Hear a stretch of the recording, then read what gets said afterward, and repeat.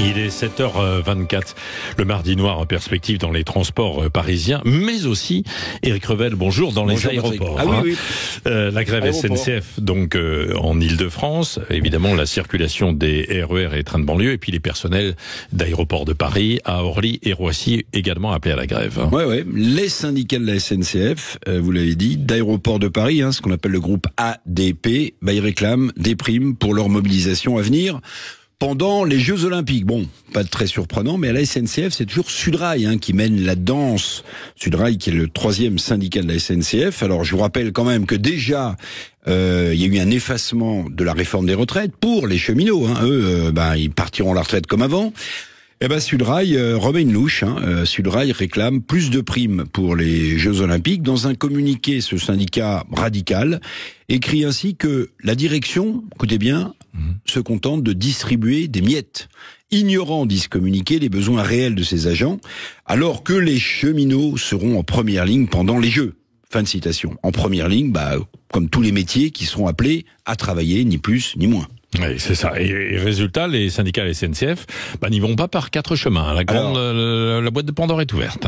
La boîte de Pandore est ouverte et vous allez voir, c'est une liste à la Prévert, Patrick. La SNCF, les syndicats veulent, écoutez bien, 100 € net par jour, repos compris pendant les JO, une prime spécifique pour les Jeux para-olympiques pour tous les agents de la SNCF, je continue, 1000 € en plus, comme à la RATP, ainsi qu'une revalorisation générale des salaires de 400 € par mois.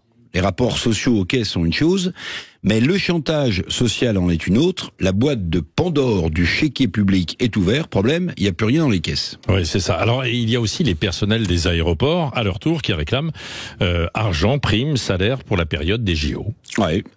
Dans les aéroports parisiens, Orly, Roissy, l'ensemble des personnels est appelé à la grève. Également, aujourd'hui, les syndicats d'ADP, Aéroport de Paris, exigent des embauches. Les syndicats exigent l'ouverture de négociations pour une revalorisation salariale. Les syndicats veulent des gratifications homogènes, disent-ils, pour les salariés mobilisés pendant les Jeux Olympiques. Alors, partout, c'est un peu le travailler plus pour gagner plus de Nicolas Sarkozy. On pourrait se dire, il travaille plus, il gagne plus. Mais en fait, ça devient l'oukase social de tous les corporatismes publics.